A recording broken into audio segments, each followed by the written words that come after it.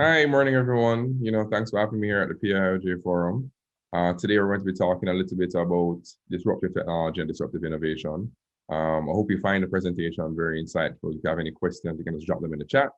In the meanwhile, let's just bring up this presentation and talk a little bit about, who I am and what we're going to be doing today. So the title of the presentation is Disruptive Technology and Disruptive Innovation. But before we begin, I want to bring greetings from the now rebranded Jamaica Technology and Digital Alliance, JTDA, formerly known as the JCS. This rebranding came up as a merger between the JCS and the Jamaica IT Service Alliance. And we're looking forward to doing great things together, primarily focused on advocacy and training for IT staff and general, public enablement and digital literacy. So, thanks. You can check out our social media for more information. And if you're not a member, please join. So, a little bit about me. My name is Jason Scott. I'm a graduate of UA, where I studied computer science, physics, and biology. I also tutored there during my time. And while at UA, I did a lot of hackathons. So hackathons are, it's a 24-hour challenges where you write some code or design an application to solve a problem. So I did a couple of those locally, regionally, and internationally, and that was fun. That's where I got a lot of my experience. Eventually ended up as a full-time job being a software engineer, working for Fortune 500 companies around the world, companies like Walmart, Toys R Us, Office Depot, and Home Depot, where we did a lot of work focused around data science, AI in supply chain management, AI in shopping. We did a lot of platform migrations, tons of fun stuff. But in my personal life, did two projects I'm really proud of. One is called Node 420, which is focused around agritech and applications of technology to agriculture. So that's like predictive analysis on soils, predictive analysis on crops, and did a company called Blaze, which was the first mobile payment platform in the region before all the regulation hit. And then the regulation hit and, it didn't really pan out for us. Then I joined the JCS, where I'm now the deputy president. I am the thorn amongst the roses, in that, as you can see in that picture in the background.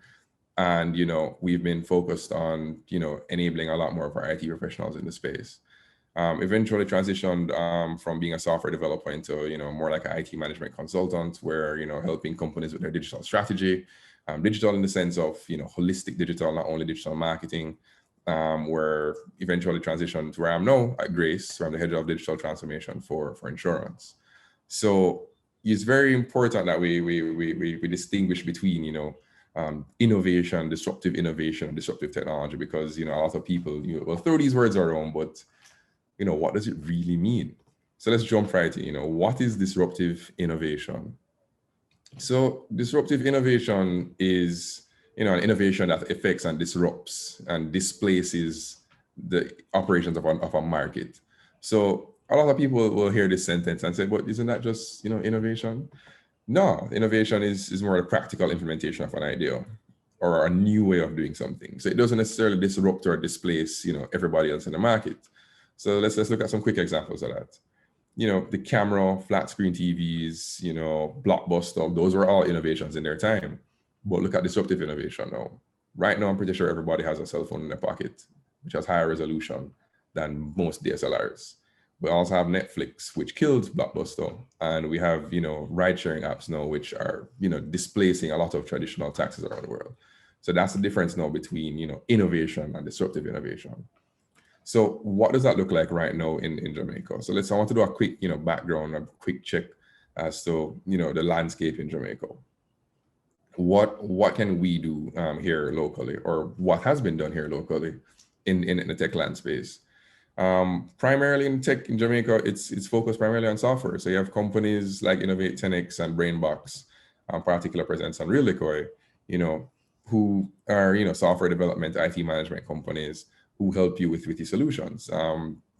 Reason why you have a lot of these companies, because, access to information is there. It's easy to get access. It's on the internet. It's taught in the schools, but it doesn't stop there. You have local. Well, those are all local companies, and you have companies that are founded by Jamaicans, like Same Logic. So Same Logic does micro surveys, and they take in a lot of other facets such as, facial expression while doing a survey, how quickly you respond. So this is founded by a Jamaican right now in Silicon Valley. We also have companies that are, coming up like Orba One. They're a centralized identity management platform built by Jamaicans in Jamaica. And it's not only, Jamaican companies, but you have Jamaicans disrupting overseas as well. So we have graduates from UE and UTech working at Apple, Google, and Facebook. So, we have a fairly good tech background. We have a fairly good tech sense of what tech is in the Caribbean, particularly in Jamaica. But it's not only focused on software. We have companies focused on the hardware side of things as well. Companies like Prelabs. Prelabs is one of those companies that, partnered with the JPS to build smart meters. They also were part of Citizens Response when COVID just came out. They did a lot of 3D printing around masks. They worked with the UE engineering department to, refurbish ventilators. We have companies like Farm Credibly, which uses blockchain to help farmers match with funding. They also are now looking into the IoT space, the Internet of Things space, where they're providing farmers with physical hardware so they can track the state of their various farms and make recommendations around that. So those are just, two sets of examples locally of companies who are, applying technology in the right places. But, as I said, it's not only about the technology, it's about how it's implemented and how it's done. So I want to jump, very deep, and this is where the meat of the presentation is now. Disruptive technology is only disruptive because of disruptive innovation. I would go so far as to say there's no such thing as disruptive technology, because it is application of technology that is disruptive. It could be something very simple. It could just be the way you make a door handle that could just displace the entire market. So I want to look now further in Jamaica to see how can we do this here? What sets of tools or what sets of methodologies can we apply to disrupt the space in Jamaica, various spaces in Jamaica? So let's look at disrupting the industry. It's COVID times, and we've seen how COVID has been a force multiplier in a lot of companies and a lot of industries. It's caused companies to increase profits tenfold, increase revenues 100-fold.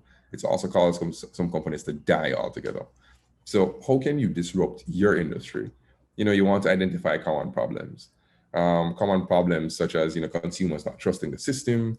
There's tons of opportunities to implement tech in your industry, but they aren't being done. Products and services aren't, affordable in that particular industry. It's very inconvenient to gain access to that industry, and the supply chain process in that industry is very long. If you can find a way to cut that supply chain process down to like 3 steps, you're winning. If you're looking at providing, the customer, bringing the customer to that solution quicker, you're going to be winning. Or if you can ease the pain of interactions inside that industry, you'll be disrupting it completely as well. Now, one thing I want to always point out, I tell everyone about this, Jamaica is a testing ground for any developing country. If you can do it in Jamaica, you can replicate it across the Caribbean, South America, and parts of Africa. So if you do it here, what I'm saying, dance here before you dance abroad, literally applies right here. And we will always want to be, looking forward at solving local problems and thinking globally. Because if you're only solving very niche specific problems to Jamaica, your business can't scale, and you can't take it overseas. You can't go to VCs and get funding to get it done. And it becomes, generally hard to the business, and eventually you might shut down. And we don't want that. What we also want to look at are things like, if you had $1 million, how do you solve this problem? There are tons of problems that exist in Jamaica. I'm going to be getting into those about 2 slides from now. There are tons of problems that we have here, especially around, supply chain management, last mile delivery, as well as payments. Those are some big pain points here in Jamaica right now. And you want to look at how, if you could just dream it up, how would you solve that problem? What would your moonshoot look like? A lot of these companies here will tell you, we tried this and we stopped, because we never had enough funding, which is fair. We tried this and we never got the response that we wanted from the market. I don't think that's an excuse. You have tons of, like I said, Prelabs in particular, they have overcome a lot because they're a hardware focused company. So importing parts, 3D printers in particular for them were very expensive and hard to import.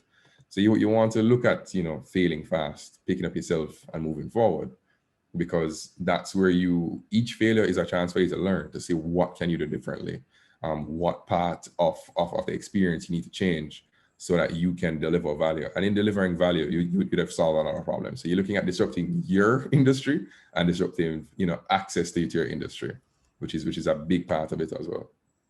So we also want to look at, the types of technology you could be looking at. So in my opinion, it's you need to keep on, to keep your ear to the ground when it comes to technology. So we're looking at these are like the 8 main, groups of technology that are enabling a lot of companies right now.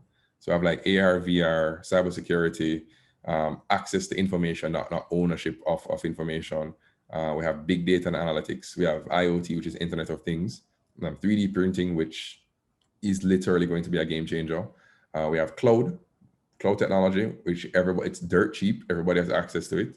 And we have AI and automation. And of course, we have the big boy, blockchain.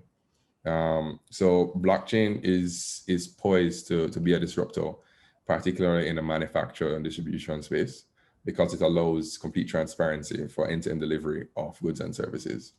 Also looking at big data and machine learning.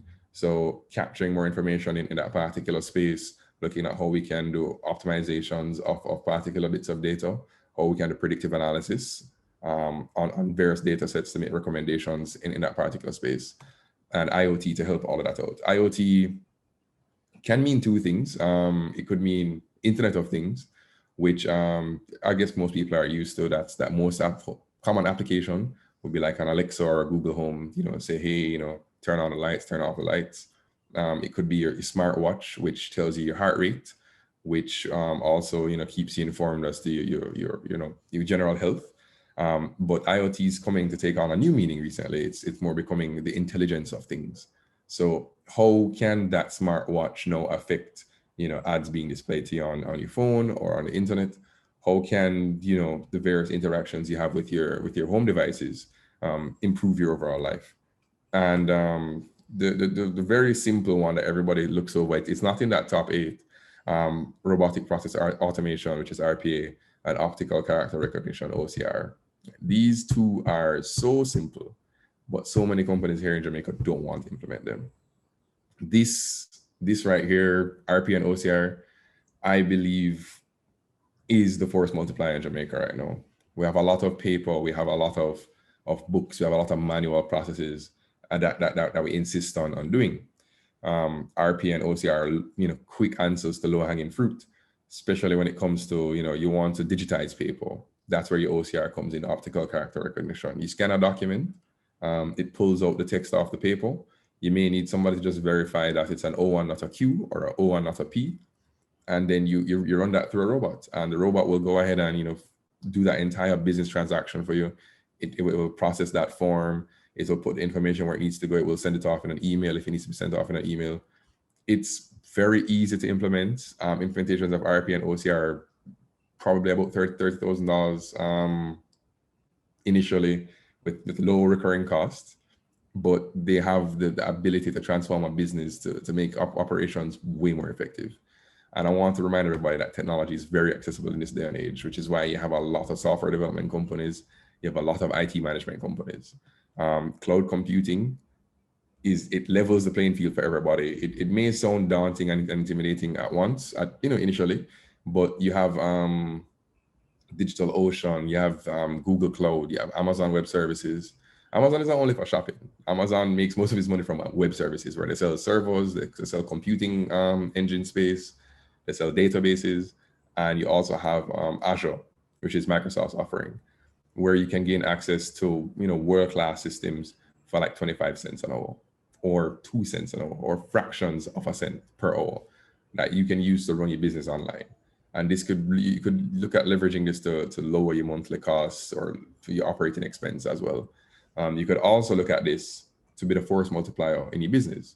If you want to invest heavy in cloud, I don't mean like moving your on-prem data to the cloud. I mean literally leveraging the big data analysis tools that they have, the AI tools that they have, to look into your business or look into your industry to then provide more value.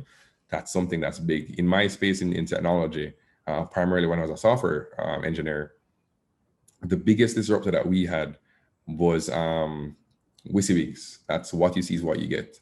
Where, before everybody wants to make a website, you have to call a webmaster. The webmaster would sit down and write all this code for you. Right now, you could go on a site like Squarespace or Wix or WordPress, and you can just drag and drop parts of a website together. It's so easy. Anybody can do it. Like that was a complete disruptor in software engineering. I know it's moving from where software engineering is a highly coveted and hard to get into space, where right now anybody who can match colors can generate an AI. You can mix and match different colors on different blocks on some of these platforms that, or you can get your data from one side, you can put it into a processing bit on one side, and then you can generate an AI at the end of the day. Like software engineering is, they're lowering the bar to entry, and that is a huge disruptor in my space right now. Also looking at YouTube DIY. This is where a lot of the local engineering space goes when it comes to 3D printing, soldering, circuitry, integrated circuits.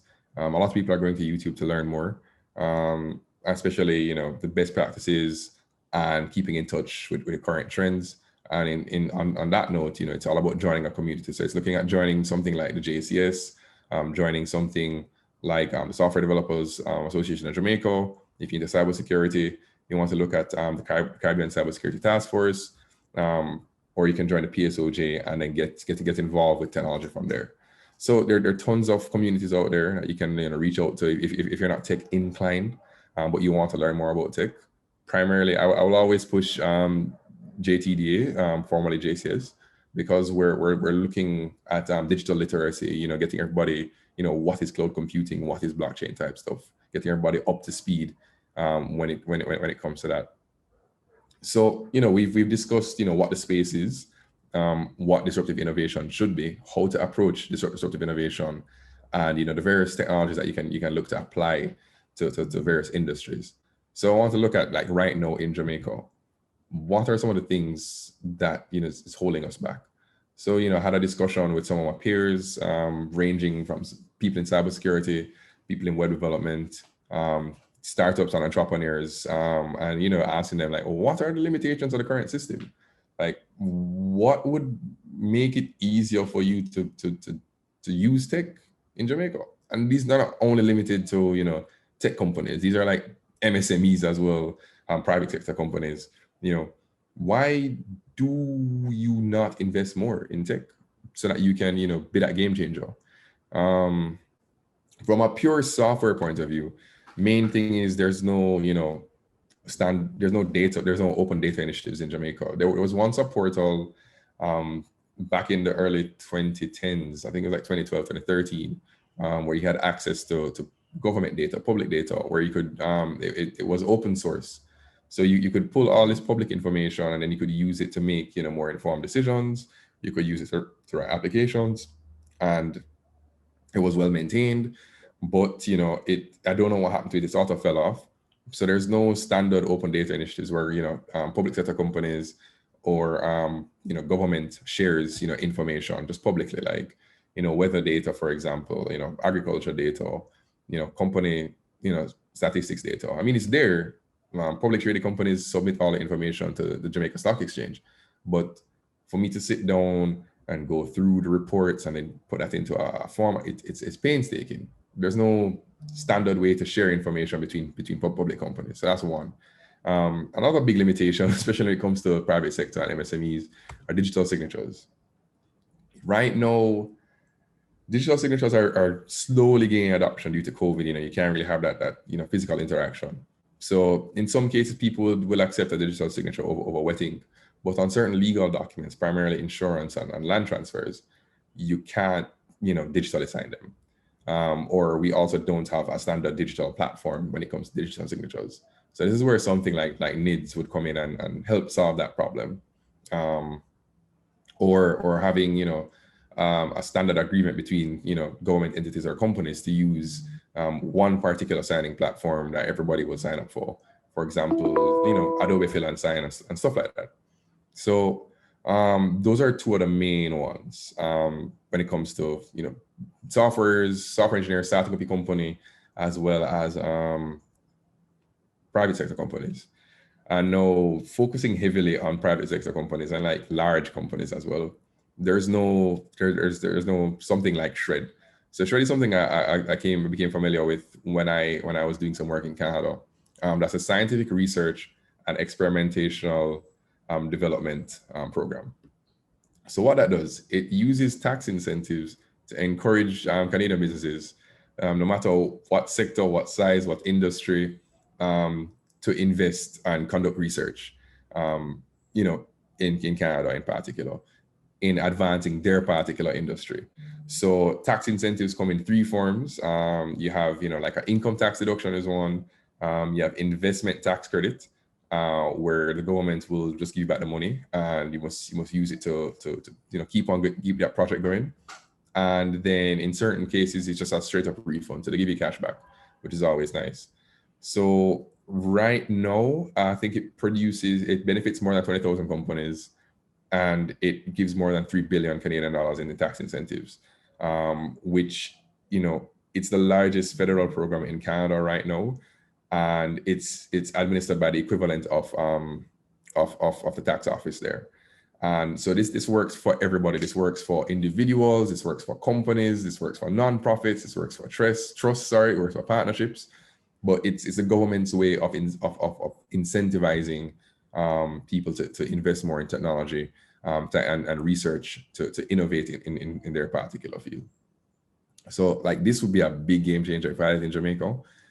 Companies will be more likely to partner with the smaller companies. Large companies will partner with smaller companies to look at delivering value in a different way. I am like hyped about this. If we could get this working in Jamaica, I believe we'd see a lot more public-private sector partnerships, especially since there's a lot of incentive around it, primarily in that income tax deduction and tax credits as well.